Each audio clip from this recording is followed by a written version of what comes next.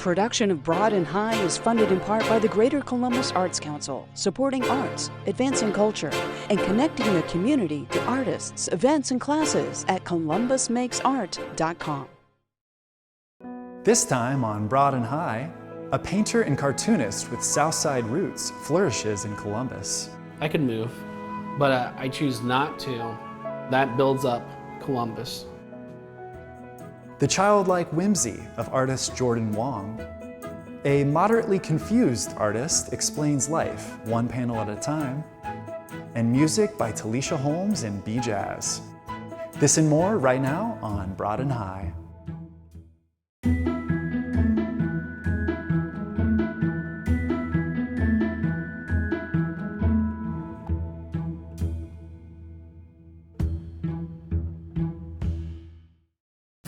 Welcome to Broad and High. I'm your host for this episode, David Holm. Brian Moss is a cartoonist and painter who grew up on the South Side. He draws inspiration from many sources, from his longtime friend Amina Robinson to the many green spaces here in Columbus. We met up with him to learn about his recent work and get a glimpse into his creative process. How many comic books do you own? Okay, let's put it like this. How many comic books do I own? I own 20 bookshelves of graphic novels. I think I might open a library one day. So I was born in 1981 on the south end of Columbus, so born and raised. Now that I reflect back on it, I grew up really poor. When you say it, it sounds pretty triggering, but actually I learned a lot. That's how I figured out how to do art through a grassroots process. I signed up for art classes at Schiller Park. That's when I discovered and understood that I was gonna be an artist. After that, it was more just drawing. So just nonstop, just obsessed with it.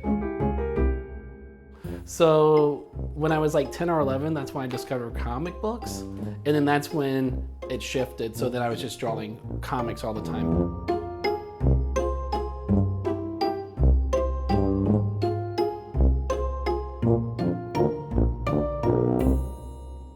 The current project I just finished up and that I'm still working on a little bit here and there is a comic book called Eightfold Path. It's a 225-page comic. The turnaround time for the book was 6 months.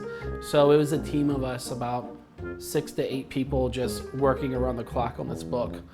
I'm the beginning and the end of it, which means that I approve what goes through and what doesn't. So it's almost as a director. The idea of converting a script into a comic book is actually a very difficult process. You start with penciling. We go through this process called thumbnailing, which is where you just literally sketch out the idea. And then after that, you go into your official pencil, which is where you're okay, this works. Now let's do the paneling and actually draw it in pencil and make that work. After that, we ink it. The inking part's kind of the fun. It's kind of the jazz of it.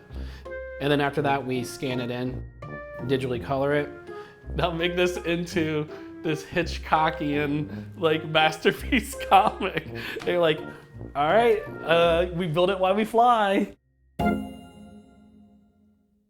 So another project that I worked on that was super awesome, super epic, a dream come true. White Castle and Coca-Cola called me. It was oh, would you like to do the art for the 100th anniversary? Would you be interested in designing a cup? And I was yeah. And then I was we should do 3 cups. So it's a collector thing.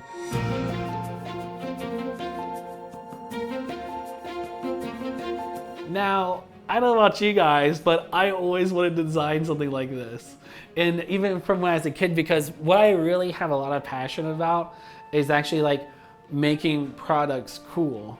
And so we developed a narrative from the beginning, and the original Billy Ingram, the founder. It shows the diner, the first location, what the first gift card looks like, So yeah, this is all my narrative, all my storytelling I came up with.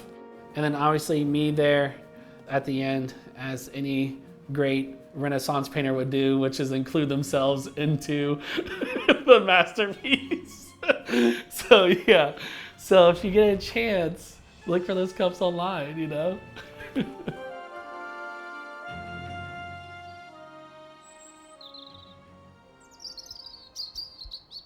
For me, lifting up other people within the community through my work, I would say it's a very critical part of what I do. The mural I recently completed was one of the one and only Hanif. It's actually on a law firm on Miller in Maine. Hanif is a writer. Hanif is a famous writer. Hanif and I went to middle school together. There's a bit of an age difference, but there's this indirect relationship that we've always had. With Hanif, the cool thing about it is that he stayed. That builds up Columbus. That was my personal goal too. I could move, but I choose not to because the idea of building up Columbus.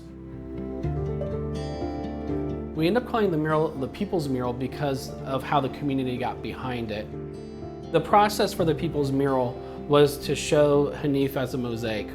The reason I wanted to really inject a lot of color in it has more to do with the quote. There is something about setting eyes on the people who hold you up instead of simply imagining them. The idea of this is where the characters in the background, and these are people that are in the community too. I put them all in black and white.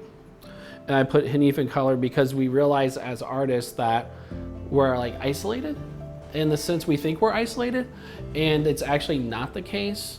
We actually have people who support us and that care. But just going through that process, you get kind of lost and it's pretty exhausting.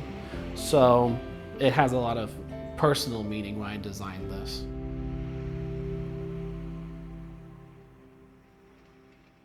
So in the summer of 2020, I moved into Amina Robinson's home through the Columbus Museum of Art.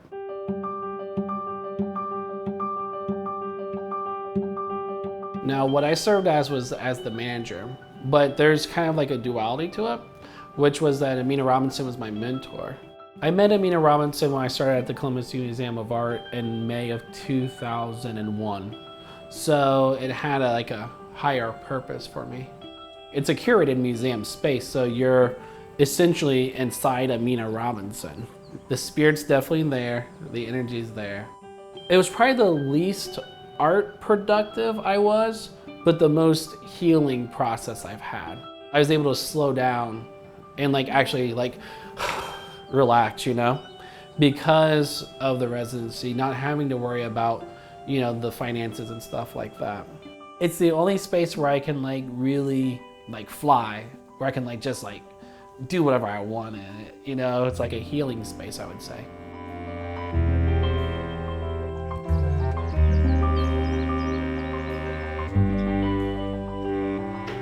The one thing Amina said to me that still resonates with me today is keep drawing, don't stop drawing. And at the time I'm like, don't tell me that. I draw all the time. That's absurd. I'll never stop drawing. But then what happens is that life happens. Life occurs, and then you get older and drawing becomes harder. So that message, just keep drawing, has more importance to me now than when she told me that when I was 22 years old, you know? I mean, but that's just a master teacher, right? So that's pretty cool.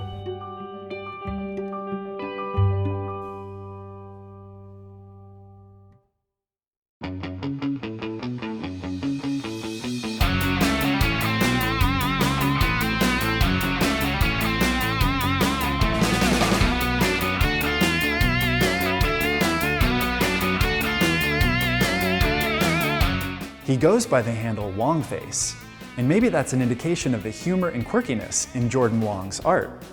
Let's go to Cleveland to see how this graphic designer and illustrator is making his mark.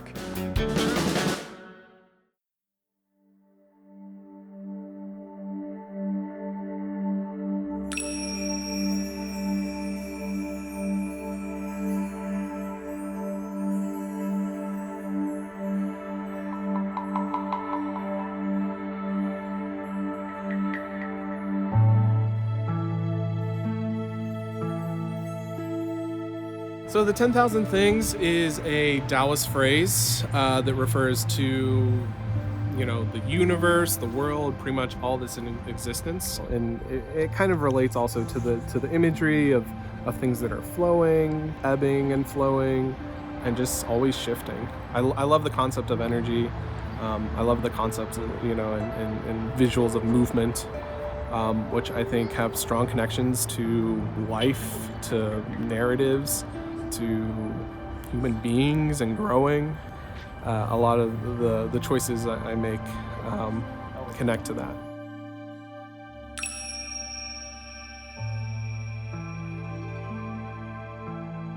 My grandfather, he would take like computer paper and cut it up into like smaller squares and just have like a big stack of it in the kitchen for me to draw on. I could spend hours drawing. What were you drawing?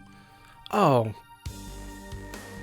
cartoon characters, comic book characters, video game characters, things that I was watching on TV, like Sonic the Hedgehog, Dragon Ball Z, all those things.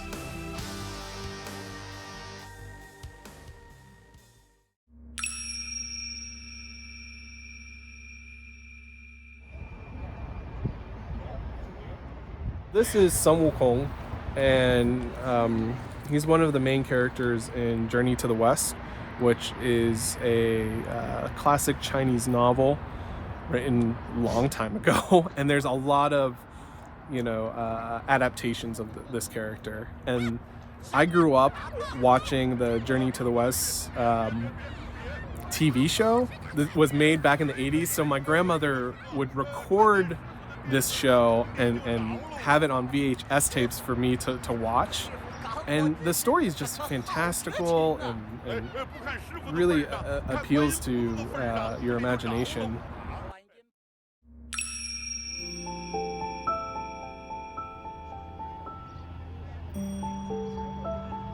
Someone asked me recently, what is the use of rings and halos, and I think they're a great motif to kind of connect to this idea of the divine or otherworldly, something that is beyond this physical realm.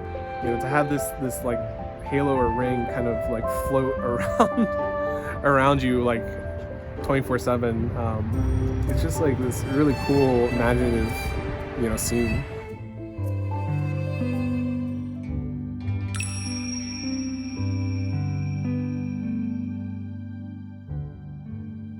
I like using clouds because I feel like they're a great imagery that communicates wonder, imagination, whimsy, and you can use them in all sorts of different ways. Whether they're like kind of really fluffy and playful. And now that I'm thinking about Chinese and Asian artwork, clouds are really used, especially in images of heaven and things that are divine, beyond the realm of what we know.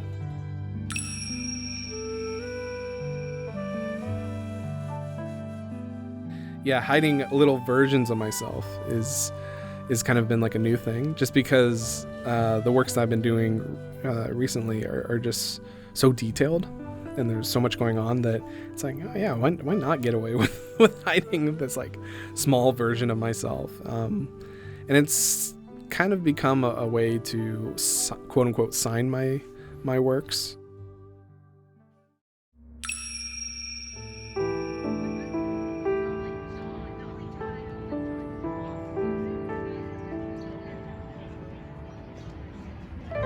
A lot of the work that I'm doing now, and also in the past, the common thread is this idea of like perseverance, encouragement, growth. Now I'm exploring, like, again, in relation to like those Taoist ideas, the ebbs and flow of life, being a little softer when things are tense and hard, and yeah, just kind of finding a balance and maybe bliss in this crazy life that we live, which I think applies to not just the times we live now, but in the past and times that we're going to live. So it's weird how it's like all connected and just always in flux.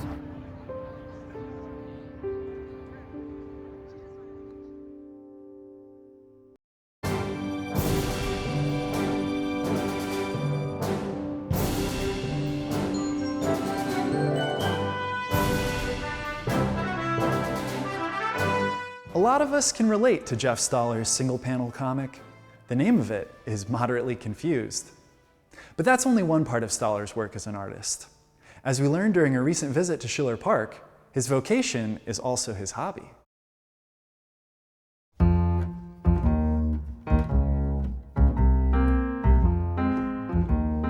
Watercolor is the toughest medium. You can't back up. Once you've started, you cannot put another color on top of it, it makes mud. So you have to work very fast. A plein air artist is the type of artist that will work in the environment, that they're outdoors typically.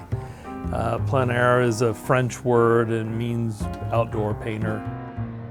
And I started doing it only about 4 or 5 years ago. Schiller Park is a beautiful park. It's a 22-acre park that sits in German Village. It's a park that attracts a lot of dogs, a lot of people, a lot of walkers, a lot of runners. It's so nice to plein air paint because you get outside, you get away from it all. It's very relaxing. It's not that the cartooning is, it's just a whole different animal.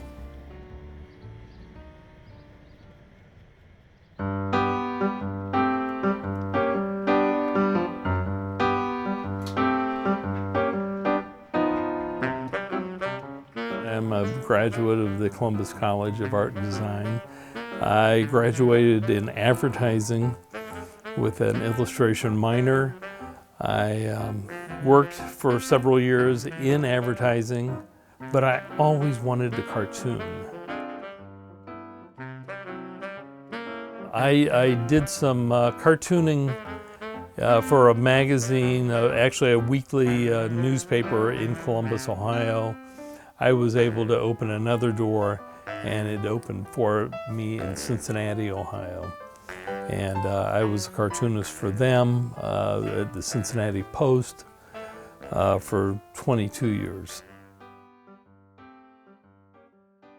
Editorial cartoon is a cartoon with a point of view, trying to find a little bit of humor in it. But typically it's going to fall on an opinion page, so it wants to have, and the editor wants to have an opinion associated with the cartoon. It might not be funny, but many times I'm hoping that it is. When I got into editorial cartooning back in the early 80s, I think I was right at the beginning of the Reagan administration. And so I've worked through all the presidents since then.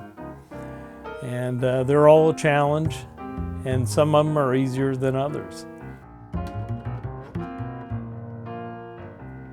I started as a one-panel cartoonist doing editorial cartoons, and so I got that science of that type of gag down. I felt very comfortable then moving on to doing Moderately Confused, which is social commentary on a different level, but appearing on comic pages.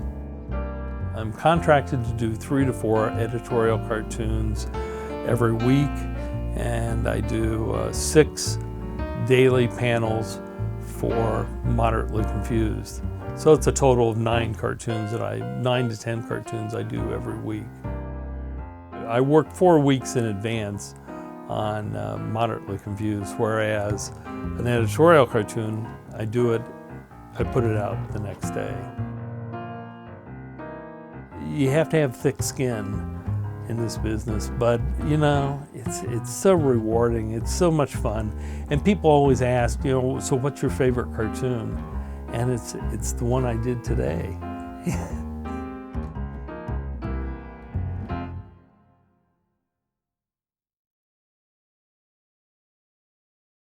This is a song for anyone who has found themselves in a dead-end relationship that's going nowhere, but from which it's still hard to walk away. Talisha Holmes writes from the heart and personal experience, however raw and painful it may be. Here is He Won't Ever Let Me Go by Talisha Holmes and B Jazz.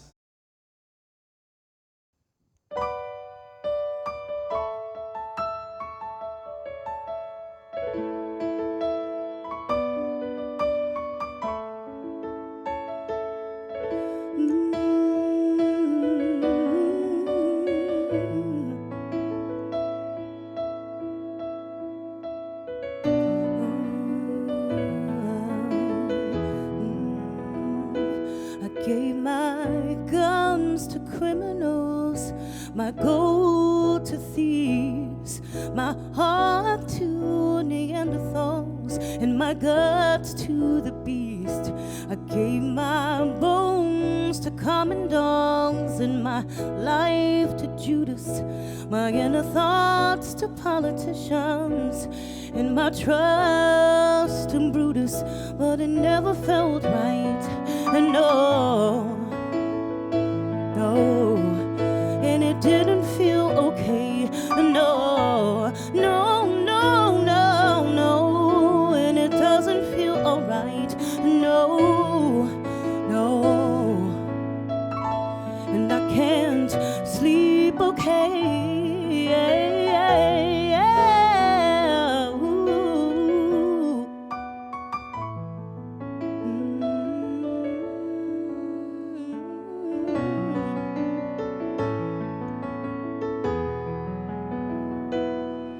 Took my thoughts from the preacher, I gave my confidence in man.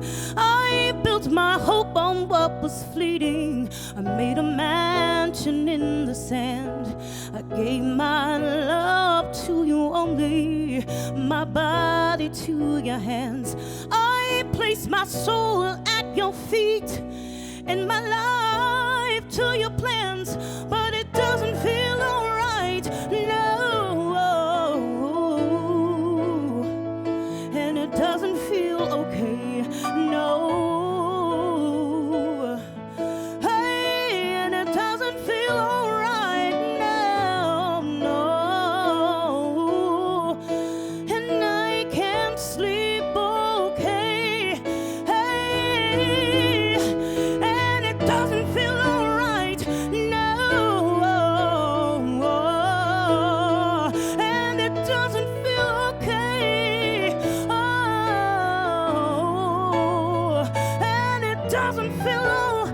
It doesn't feel alright, and I can't sleep okay.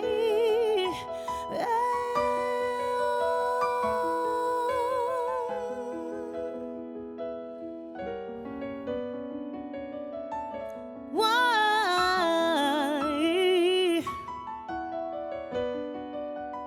It's not right. It's not right. It's not right. It's not right. Oh, and it doesn't feel right. No, no, no, and it doesn't feel okay, and it doesn't feel alright. No. And I can't sleep okay.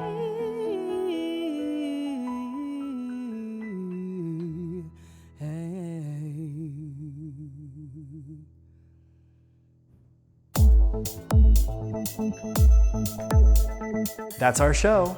Remember, you can find all of our stories online at wosu.org, as well as on our YouTube channel. For all of us here at WOSU, I'm David Holm. Thanks for watching.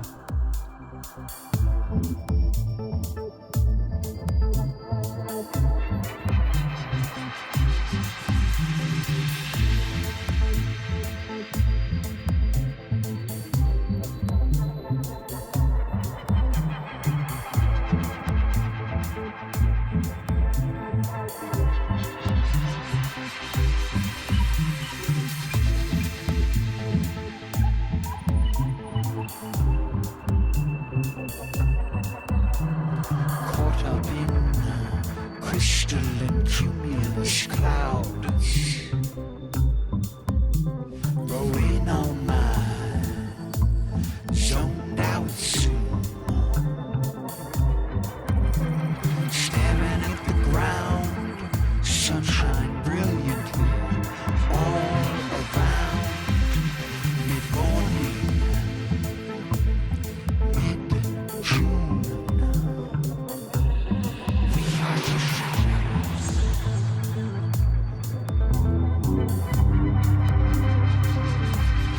We are the shadows.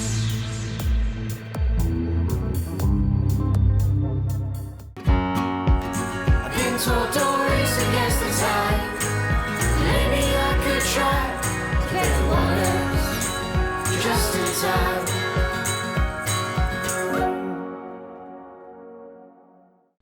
Production of Broad and High is funded in part by the Greater Columbus Arts Council, supporting arts, advancing culture, and connecting the community to artists, events, and classes at columbusmakesart.com.